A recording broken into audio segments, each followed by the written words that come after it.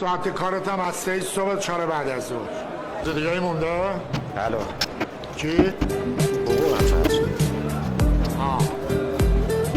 ببین یه یارو پیرمرده رو زمینش تا گندماشو درو میکرد، یه آدم دیگه داشت از اونجا رد میشد، بهش گفت ببین از اینجا تا دهلوی چقدر راست؟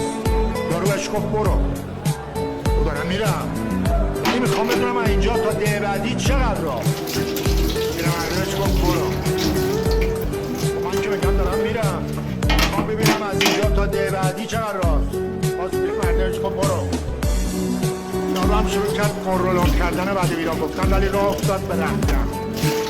یک کمی که رفت پیرمرده گفت ببین اینجا تا ده بعدی 2 ساعت راه. یارو عصبانی برگشت میشه پیرمرده گفت مرد حسابی خب من که از تو پرسیدم چرا ما اول نگفتی؟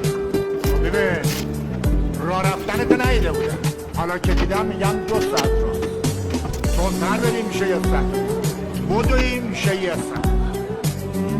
منام شما برو من بهت بگم.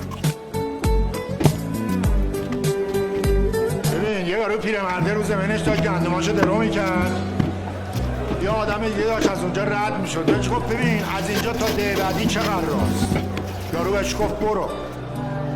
دارم میرم ولی میخوام بدونم از اینجا تا ده بعدی چقدر راست؟ پیرمرده بهش گفت برو. من که میگم دارم میرم میخوام ببینم از اینجا تا ده بعدی چقدر راست؟ باز پیرمرده بهش گفت برو. یارو هم شروع کرد کنرولون کردن و بعد ویران گفتن، ولی راه افتاد به رفتن. یک کمی که رفت پیرمرده گفت ببین اینجا تا ده بعدی 2 ساعت راست. یارو عصبانی برگشت میشه پیرمرده گفت مرد حسابی خب من که از تو پرسیدم چرا ما اول نگفتی؟